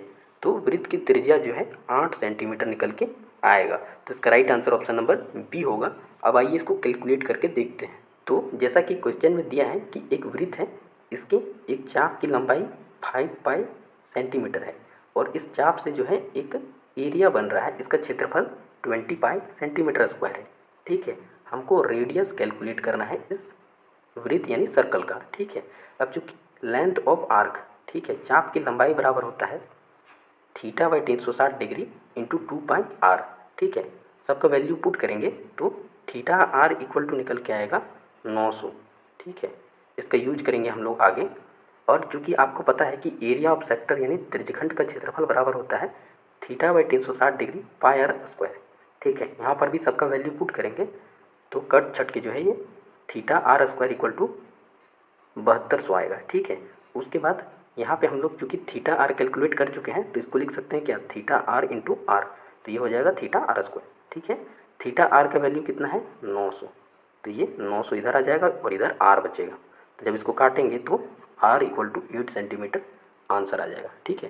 सिंपल है। पहले हम लोग लेंथ ऑफ आर्क का फॉर्मूला का यूज़ किए हैं, ठीक है, जिससे थीटा आर निकाले। उसके बाद एरिया ऑफ सेक्टर के फॉर्मूले का यूज़ किए हैं और यहाँ पे हम लोग जो है थीटा आर को पुट करके आर का वैल्यू कैलकुलेट कर लिए हैं, ठीक है। नेक्स्ट क्वेश्चन है, in figure a square of diagonal 8 centimetre is inscribed in a circle then the area of the shaded region is, ठीक है। आकृति में जो है विकर्ण 8 सेंटीमीटर का एक वर्ग जो है एक वृत्त में अंकित है, ठीक है। एक वृत्त है, इसके अंदर जो है एक वर्ग अंकित है, ठीक है। और हमको जो है इस शेडेड रीजन का क्षेत्रफल निकालना है, ठीक है, छायांकित भाग का क्षेत्रफल निकालना है। तो उसका फॉर्मूला हो जाएगा area of circle minus area of square, ठीक है। हम लोग जो है वृत्त के क्षेत्रफल में जो है वर्ग का क्षेत्रफल घटा देंगे तो छायांकित भाग का क्षेत्रफल निकल के आ जाएगा और इसका राइट आंसर होगा ऑप्शन नंबर बी, ठीक है। तो आइए अब इसको कैलकुलेट करके देखते हैं। तो जैसा कि क्वेश्चन में जो है स्क्वायर के डायगोनल का वैल्यू 8 सेंटीमीटर दिया गया है, तो अगर भुजा कैलकुलेट करेंगे, ठीक है, साइड्स, तो ये होता है डायगोनल डिवाइड बाय √2, तो जो भुजा है वो 8/√2 निकल के आएगा, ठीक है। उसके बाद जो स्क्वायर का डायगोनल है वो सर्कल का क्या है, डायामीटर है, ठीक है। तो सर्कल का रेडियस क्या होगा, डायमीटर बाय 2 यानी 4 सेंटीमीटर, ठीक है। उसके बाद चूँकि हम बताएं एरिया ऑफ शेडेड रीजन क्या होता है, area of circle minus area of square होगा इस फिगर में, ठीक है। तो area of circle pi R square minus area of square क्या होता है, भुजा स्क्वायर, ठीक है। उसके बाद जो है पाई और आर स्क्वायर कितना है तो 4 × 4 करेंगे माइनस, अब एरिया ऑफ स्क्वायर क्या है, भुजा का स्क्वायर, और भुजा क्या है 8/√2, तो 8/√2 इंटू 8/√2 करेंगे, ठीक है। तो ये निकल के आएगा इधर 16 पाई माइनस 64/2 यानी 16 पाई माइनस 32 जो है आंसर आएगा, ठीक है। नेक्स्ट क्वेश्चन है, area of the largest triangle that can be InScript in a semi circle of radius r unit is, ठीक है। सबसे बड़े त्रिभुज के क्षेत्रफल जिसका r इकाई त्रिज्या के अर्धवृत्त में अंकित किया जा सकता है, ठीक है। तो एक अर्धवृत्त बनाएंगे, इसमें एक जो है त्रिभुज बनेगा, ठीक है। ये इसका सेंटर होगा, तो ये रेडियस होगा, ये भी रेडियस होगा और ये भी रेडियस होगा, ठीक है। चूँकि त्रिभुज का क्षेत्रफल 1/2 गुने आधार गुने ऊंचाई होता है और इस त्रिभुज का आधार क्या होगा, तो ये इसका आधार होगा और इसकी लंबाई क्या होगा r + r यानी कि 2r, ठीक है। और इसका जो ऊंचाई है वो क्या होगा, सिर्फ r। यहाँ पे वैल्यू पुट करेंगे, ठीक है। 1/2 आधार कितना है 2r और ऊंचाई कितना है r, 2 कटेगा तो r स्क्वायर जो है इस त्रिभुज का क्षेत्रफल निकल के आएगा। तो राइट आंसर होगा ऑप्शन नंबर ए, ठीक है। क्वेश्चन नंबर 31 है, if 2x + 3y = 5 and 3x + 2y = 10 then x - y = 2, ठीक है। तो हम लोग क्या करेंगे, यहाँ पे ये इक्वेशन 1 हो जाएगा और ये इक्वेशन 2 हो जाएगा। अब हम लोग जो है इक्वेशन 2 में इक्वेशन 1 घटा देंगे, ठीक है, सब्ट्रैक्ट कर देंगे, तो ये होगा 3x + 2y = 10 और ये 2x + 3y = 5 घटाएंगे तो यहाँ माइनस आएगा, यहाँ भी माइनस, यहाँ भी माइनस, 3x में 2x घटेगा तो x और 2y में -3y जाएगा तो -y = 10 में 5 जाएगा तो 5, तो x - y = हो जाएगा 5। तो इसका राइट आंसर हो जाएगा option number C. Next question है, the discriminant of the quadratic equation 4x² minus 6x plus 3 equal to 0 is. ठीक है, द्विघात समीकरण दिया गया है, इसका विभेदक ज्ञात करना है। तो डिस्क्रिमिनेंट डी का फॉर्मूला होता है b² माइनस 4ac। ठीक है, और इस द्विघात बहुपद यानी क्वाड्रेटिक इक्वेशन में जो है a का वैल्यू होगा 4, b का वैल्यू होगा -6 और c का वैल्यू होगा 3। ठीक है, ये कैसे आएगा? तो हम लोग जो है इस क्वाड्रेटिक इक्वेशन को standard quadratic equation ax² plus bx plus c equal to 0 से कंपेयर करेंगे, तब जो है हमको a b c का ये वैल्यू मिलेगा। अब इस वैल्यू को हम लोग यहाँ पुट करेंगे, तो b की जगह -6 का स्क्वायर माइनस 4ac, तो 4a की जगह 4 और c की जगह 3। ठीक है, तो ये हो जाएगा 6 छक 36 माइनस 4 4 16 या 48। जब ये घटेगा तो -12 आएगा, तो इसका राइट आंसर हो जाएगा option number D. Next question है value of k for which the quadratic equation 2x² minus kx plus k equal to 0 has equal roots is. ठीक है, k का वह मान जिसके लिए द्विघात समीकरण के मूल समान हो। तो जब जो है द्विघात समीकरण के मूल समान होते हैं यानी क्वाड्रेटिक इक्वेशन के जो रूट्स हैं वो इक्वल होते हैं, तब जो d का वैल्यू है वो 0 आता है। ठीक है, अब d क्या है, फॉर्मूला क्या होता है? तो b² minus 4ac equal to 0 हो जाएगा। ठीक है, अब यहाँ पे जो है a b c का वैल्यू क्या होगा? तो इसको जो है standard quadratic equation ax² plus bx plus c equal to 0 से कंपेयर करेंगे। तो a इक्वल टू क्या होगा 2, b equal to minus k और c इक्वल टू k हो जाएगा। ठीक है, b के जगह पे माइनस k का स्क्वायर माइनस 4 इंटू a के जगह पे 2 इंटू c के जगह पे k इक्वल टू 0। ठीक है, अब जो है ये k² minus 8k equal to 0। अब जो है दोनों में k को कॉमन लेंगे, तो k कॉमन होगा तो k माइनस 8 इक्वल टू 0 आएगा। ठीक है, तो यहाँ पे क्या बनेगा? एक तो k इक्वल टू 0 बनेगा और एक k इक्वल टू 8 निकल के आएगा। ठीक है, तो इसका राइट आंसर जो है ऑप्शन नंबर डी हो जाएगा, 0 और 8। ठीक है, नेक्स्ट क्वेश्चन है if 4/5, a, 2 are 3 consecutive terms of an AP then the value of a is. ठीक है, यदि जो है ये एक AP के लगातार 3 पद हैं तो a का मान क्या है? तो आइए इसको कैलकुलेट करके देखते हैं। ठीक है, तो जैसा कि आपको पता है कि सार अंतर यानी कि common difference d equal to होता है a2 माइनस a1 या फिर जो है a3 माइनस a2 भी होता है। ठीक है, तो a2 कितना है? a2 यहाँ पे a है, माइनस a1 कितना है? 4/5 है, और a3 कितना है? तो 2 है, माइनस a2 कितना है? तो a है। ठीक है, ये इधर माइनस में है, इधर आएगा तो a प्लस a हो जाएगा इक्वल टू 2। ये इधर माइनस में है, इक्वल टू के उधर जाएगा तो प्लस में हो जाएगा। ठीक है, तो a प्लस a 2a हो जाएगा इक्वल टू, इसको वेन का जोड़ करेंगे तो 5 दूनी 10 प्लस 4/5 यानी कि 14/5 हो जाएगा। ठीक है, तो 2a इक्वल टू जो है 14/5 हो गया। अब जब ये 2 से ये 14 कट जाएगा तो 7 आएगा। ठीक है, तो a इक्वल टू कितना हो जाएगा? 7/5 हो जाएगा। तो राइट आंसर हो जाएगा option number D. Next question है in an AP if d equal to -4 n equal to 7 and an equal to 4 then a is. ठीक है, तो यहाँ पे हम लोग जो है an के फॉर्मूले का यूज़ करेंगे, तो ये होता है a plus n minus 1d। ठीक है, इसमें जो है an का वैल्यू 4 दिया हुआ है, a का वैल्यू कैलकुलेट करना है, n जो है 7 है और d जो है वो कितना है? -4। ठीक है, तो उसके बाद जो है 4 इक्वल टू a और उसके बाद यहाँ पे 7 में 1 जाएगा तो 6 बचेगा, और 6 जो है -4 से मल्टीप्लाई होगा तो -24 हो जाएगा। ठीक है, तो a इक्वल टू कितना होगा, 24 + 4 = 28। ठीक है, तो राइट आंसर हो जाएगा ऑप्शन नंबर डी।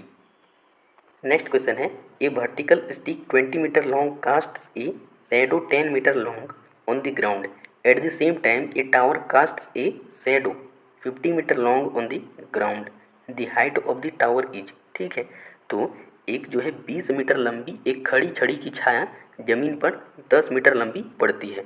उसी समय एक टावर की छाया जो है 50 मीटर लंबी पड़ती है। टावर की ऊंचाई ज्ञात करनी है। ठीक है, तो चूंकि जो है सेम टाइम पे सब जो है हो रहा है, तो यहाँ पे आपका जो है लेंथ ऑफ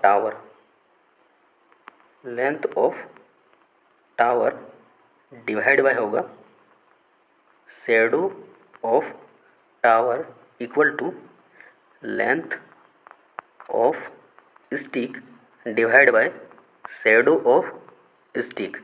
ठीक है, तो जब हम लोग लेंथ ऑफ टावर निकालेंगे तो ये जो शैडो ऑफ टावर है इधर आके मल्टीप्लाई पे हो जाएगा। ठीक है, अब जो लेंथ ऑफ स्टिक है वो कितना है, 20, और शैडो ऑफ स्टिक जो है 10 है, और शैडो ऑफ टावर कितना है तो वो है 50।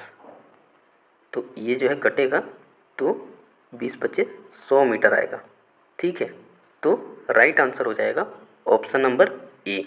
नेक्स्ट क्वेश्चन है, the point which divides the line segment joining the point A and A in the ratio 1:2 internally lies in the, वह बिंदु जो बिंदुओं ये और ये को जोड़ने वाले रेखाखंड को 1:2 के अनुपात में आंतरिक रूप से विभाजित करता है।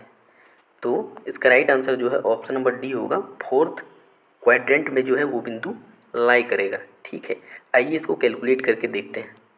तो जैसा कि क्वेश्चन में दिया हुआ है कि हमारे पास 2 पॉइंट्स हैं। ठीक है, और उसके कोऑर्डिनेट्स भी दिए हुए हैं, एक का है 7, -6 और दूसरे का है 3, 4।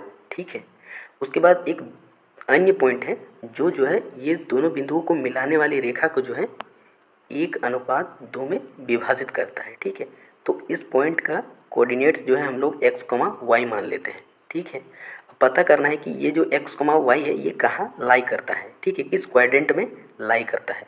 तो सबसे पहले हम लोग सेक्शन फार्मूला यानी विभाजन सूत्र का यूज करके जो है x और y का वैल्यू कैलकुलेट करेंगे। तो इसका फार्मूला होता है x = m2x1 + m1x2 divide by m1 + m2।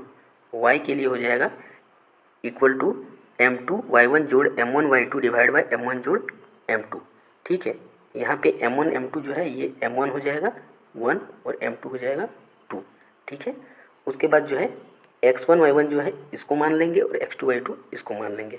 उसके बाद सबका वैल्यू पुट करेंगे तो x = जो है 17/3 आएगा और y = जो है -8/3 आएगा। ठीक है, उसके बाद हम लोग को पता करना है कि ये किस चतुर्थांश यानी क्वाड्रेंट में लाई करता है। ठीक है, तो एक XY प्लेन ड्रॉ करेंगे। तो जो फर्स्ट क्वाड्रेंट है इसमें जो है x और y दोनों का वैल्यू जो है पॉजिटिव यानी धनात्मक होता है। ठीक है, उसके बाद सेकेंड क्वाड्रेंट में जो है x का वैल्यू नेगेटिव यानी ऋणात्मक और y का वैल्यू पॉजिटिव यानी धनात्मक होता है।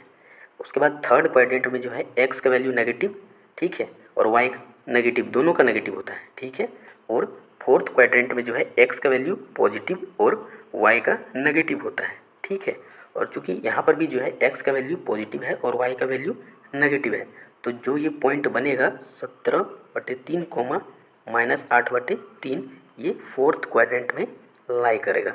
ठीक है, नेक्स्ट क्वेश्चन है, the general solution of the differential equation x² × dy - 2xy × dx = x⁴ cos x dx is. ठीक है, तो एक डिफरेंशियल इक्वेशन दिया गया है, इसका हम लोग को जनरल सोल्यूशन कैलकुलेट करना है।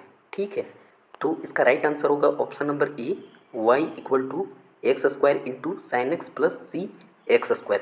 ठीक है, तो ये जो है डिफरेंशियल इक्वेशन का क्वेश्चन है और ये क्लास 10th लेवल का क्वेश्चन नहीं है, 12th लेवल का क्वेश्चन है। ठीक है, और बेसिकली जो है जेईई मेंस और नीट लेवल का क्वेश्चन है। ठीक है, तो अगर आप लोग जो है डिफरेंशियल इक्वेशन पढ़े हैं तभी जो है आप इसका सॉल्यूशन कर पाएंगे, नहीं तो नहीं कर पाएंगे। ठीक है, फिर भी आप लोग जो है एक बार सॉल्यूशन देख लीजिए। आप लोग जो है सॉल्यूशन देख सकते हैं, लेकिन हमको नहीं लगता है कि आप लोग को अगर नहीं पढ़े हैं तो कुछ समझ में आने वाला है। ठीक है, तो ये थोड़ा एडवांस लेवल का क्वेश्चन है, आप लोग जो है कुछ क्वेश्चन को नेगलेक्ट भी कर सकते हैं। ठीक है, बेसिकली क्वेश्चन जो है क्लास 10th लेवल के ही आएंगे, लेकिन रेयर केस में जो है 12th लेवल का भी क्वेश्चन डाल देता है, और कभी कभी पूरा ही जो है 12th लेवल का क्वेश्चन डाल देता है। तो आप लोग जो है उसके लिए तैयार रहना होगा। ठीक है, नेक्स्ट क्वेश्चन है, if tan theta plus sec theta equal to L then the value of sec theta is. ठीक है, तो इसका राइट आंसर होगा option number B, L square plus 1 divide by 2l। ठीक है, अब आइए इसको कैलकुलेट करके देखते हैं। तो जैसा कि क्वेश्चन में इक्वेशन दिया हुआ है tan theta plus sec theta equal to L. ठीक है, उसके बाद हम लोग जो है tan theta equal to L minus sec theta लिख सकते हैं, इक्वेशन 1। उसके बाद जो है sec theta equal to L minus tan theta भी लिख सकते हैं। ठीक है, इक्वेशन 2। अब जो है इस इक्वेशन 2 को जो है बोथ साइड हम लोग जो है स्क्वायर करेंगे। ठीक है, तो ये बनेगा sec square theta equal to L minus tan theta का होल स्क्वायर। ठीक है, तो ये sec स्क्वायर थीटा ही रहेगा, और ये बन जाएगा a माइनस बी का होल स्क्वायर, हम लोग जो है एक्सपेंड करेंगे, तो ये बनेगा L square plus tan square theta minus 2l tan theta. ठीक है, इससे क्या होता है A square plus B square minus 2ab। ठीक है, वैसे इसको तोड़ देंगे, तो उसके बाद जो है sec स्क्वायर थीटा, और जो ये tan स्क्वायर थीटा इधर प्लस में है, इधर आके माइनस में हो जाएगा। ठीक है, उसके बाद एल स्क्वायर माइनस 2l, और tan थीटा की जगह हम लोग क्या लिख सकते हैं, तो l माइनस sec थीटा लिख सकते हैं। ठीक है, तो यहाँ पे जो है एल माइनस sec थीटा लिख देंगे tan थीटा के जगह। और चूंकि आपको पता है कि sec square theta minus tan square theta क्या होता है, 1 होता है। ठीक है, उसके बाद ये एल स्क्वायर, और जब इसको हम लोग मल्टीप्लाई करेंगे तो ये minus 2l square plus 2l sec theta निकल के आएगा। ठीक है, उसके बाद यहाँ से जो है ये L square minus 2l square क्या हो जाएगा, तो माइनस एल स्क्वायर हो जाएगा। ठीक है, तो ये इधर माइनस में है, इक्वल टू किधर आएगा, तो ये प्लस में हो जाएगा। ठीक है, और ये 2l sec थीटा। अब चूंकि हमको sec थीटा का मान निकालना है, तो sec थीटा को एक साइड छोड़ देंगे और बाकी को दूसरे साइड उठा के ले जाएंगे। ठीक है, तो sec थीटा इक्वल टू हो जाएगा 1 plus L square divide by 2l। ठीक है, नेक्स्ट क्वेश्चन है, if x equal to R sine A into cos B and y equal to R sine A into sine B and z equal to R cos A then the value of x square plus y square plus z square is.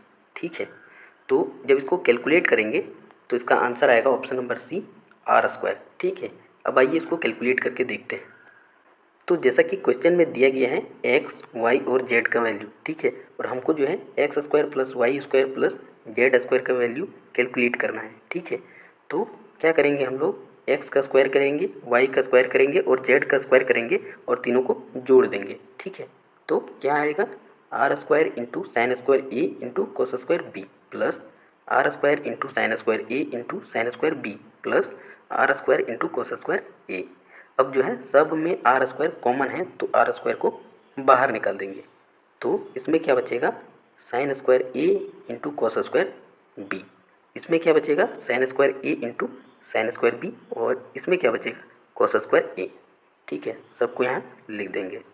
अब जो है हम लोग देखेंगे कि इसमें जो है साइन स्क्वायर ए है और इसमें भी साइन स्क्वायर ए है, तो साइन स्क्वायर ए को बाहर निकालेंगे, तो इसमें बचेगा cos square B plus sine square B, और इधर हो जाएगा उसके बाद प्लस कोस स्क्वायर ए, जैसे का तैसा उतार देंगे। ठीक है, और चूंकि आपको पता है कि sine square B plus cos square B क्या होगा, 1 होगा। ठीक है, क्योंकि sine square theta plus cos square theta क्या होता है, 1 होता है। ठीक है, तो ये 1 हो जाएगा, तो 1 जब साइन स्क्वायर ए से मल्टीप्लाई होगा तो साइन स्क्वायर ए बचेगा। ठीक है, और प्लस जो है कॉस स्क्वायर ए को जैसे का तैसा उतार देंगे। फिर जो है चूँकि sign square theta plus cos square theta 1 है, तो साइन स्क्वायर ए प्लस कॉस स्क्वायर ए भी क्या होगा, 1 होगा, और जब 1 जो है आर स्क्वायर से मल्टीप्लाई होगा तो आर स्क्वायर ही बचेगा। ठीक है, क्वेश्चन नंबर 41 है, if sine square A equal to 1 then the value of sine square A minus cos square A is. तो sine square A minus cos square A का value calculate करना है। तो sine square A का value जो है 1 दिया है, तो 1 माइनस कॉस स्क्वायर ए, और इसका वैल्यू होता है साइन स्क्वायर ए, और साइन स्क्वायर ए का वैल्यू 1 दिया है। तो इसका राइट आंसर होगा ऑप्शन नंबर ए। ठीक है, तो ये सिंपल क्वेश्चन था। यहाँ पे sign square A minus cos square A का वैल्यू निकालना है, और साइन स्क्वायर ए का वैल्यू 1 दिया है, तो ये 1 माइनस कॉस स्क्वायर ए हो जाएगा, और 1 minus cos square A equal to होता है साइन स्क्वायर ए, और साइन स्क्वायर ए का वैल्यू 1 दिया है। ठीक है, नेक्स्ट क्वेश्चन है, two parallel lines touch the circle at points A and B respectively. If area of the circle is 25 centimetre square then A B is equal to. तो एक circle है, circle में जो है दो समांतर रेखाएं वृत्त को क्रमशः बिंदु ए और बी पे स्पर्श करती है। दो समांतर रेखाएं वृत्त को बिंदु ए और बी पे स्पर्श करती हैं। हमको ए बी की लंबाई ज्ञात करनी है। ठीक है, तो ये जो ए बी है ये आपका क्या होगा, व्यास होगा, यानी डायमीटर होगा सर्कल का। ठीक है, तो इसके लिए हमको सबसे पहले रेडियस निकालना होगा। तो जैसा कि आपको जो है एरिया ऑफ सर्कल का फॉर्मूला याद होगा, पाई आर स्क्वायर, जिसका वैल्यू दिया है 25 पाई। पाई पाई कट जाएगा, आर स्क्वायर 25 है, तो आर जो है 5 हो जाएगा। ठीक है, तो डी इक्वल टू 2 आर होता है, तो ये 10 सेंटीमीटर हो जाएगा। तो राइट आंसर हो जाएगा option number C. Next question है, if two solid hemisphere of same base radius R joined together along their bases, then curved surface area of this new solid is। ठीक है, यदि जो है एक ही आधार त्रिज्या r के दो ठोस गोलार्धों को उनके आधारों के अनुदिश एक साथ जोड़ दिया जाए, तो इस नए ठोस का वक्र पृष्ठ क्षेत्रफल कितना होगा। ठीक है, तो मेरे पास दो ठोस गोलार्ध है, ठीक है, हेमिस्फीयर। अब जो है इन दोनों को जोड़ देंगे तो क्या बनेगा, एक पूरा गोला बन जाएगा। ठीक है, स्फीयर बन जाएगा। तो ये जो अर्ध गोला है इसका कर्व्ड सरफेस एरिया जो है वो 2 पाई आर स्क्वायर है, इसका भी 2 पाई आर स्क्वायर होगा, और मिलने के बाद जो है इस पूरे गोले का जो कर्व्ड सरफेस एरिया है वो 4 पाई आर स्क्वायर हो जाएगा। तो राइट आंसर होगा option number A. Next question है, which of the following is true. तो इसका राइट आंसर होगा option number C, mode equal to होता है 3 मीडियन माइनस 2 मीन। ठीक है, बहुलक बराबर 3 माध्यिका माइनस 2 माध्य होता है।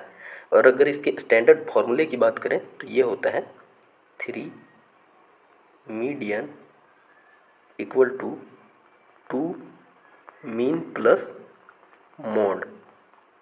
ये जो है एक स्टैंडर्ड फॉर्मूला है मीन मीडियन मोड के बीच रिलेशन का। ठीक है, इसी से जो है mode equal to 3 median minus 2 mean निकला हुआ है। तो इसका राइट आंसर होगा option number C. Next question है, if a die is thrown once the probability of getting a prime number is. ठीक है, यदि एक पासा एक बार फेंका जाता है तो अभाज्य संख्या प्राप्त होने की प्रायिकता क्या है।